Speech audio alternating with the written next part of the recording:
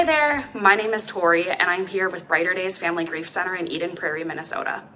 The activity that we're bringing for you for Children's Grief Awareness Day is called Grief is a Maze.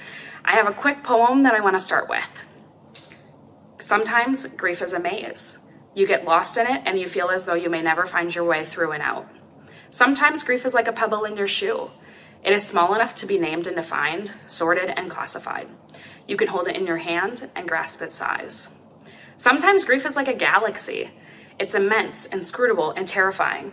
You cannot find the margins. You cannot measure its width, weight, or height. Sometimes grief is like a dragon, hot and dangerous. It's an adversary you're not sure you'll survive.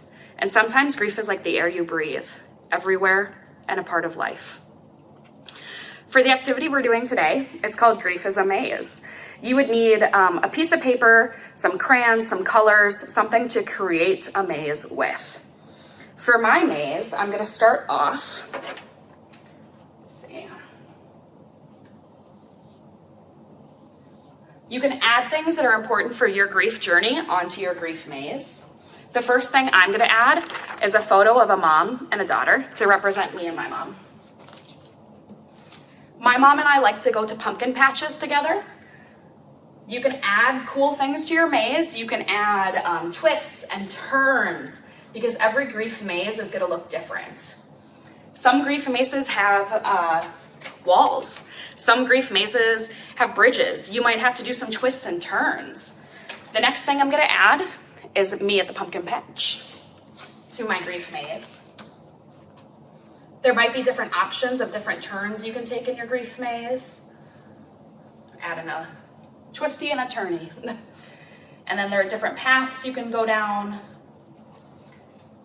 Me and my mom also like to make pumpkin pie with the pumpkins that we made, or that we got. So I'm adding that to my grief maze.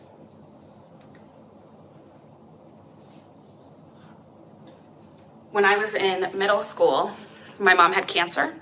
And so I'm adding someone going through chemo to my grief maze. And that was pretty scary for me. I'm gonna add a wall right here at the end of my grief maze because that area of my grief kind of halted me. I'm gonna head back up here to my grief maze, do some more edges. When I was in high school, my mom passed away. I'm gonna add that to my grief maze. I'm going to show the alternate routes that I tried to take. There's still joy in my grief maze. Whenever I see a pumpkin, I think of my mom.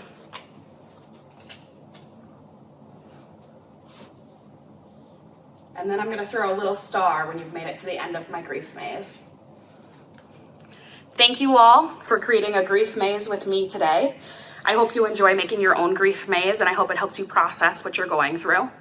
If you want to be able to support Children's Grief Awareness Day more, you can log back into childrensgriefawareness.org for more things to watch, things to read, things to do to support grieving children all over the world. We thank you.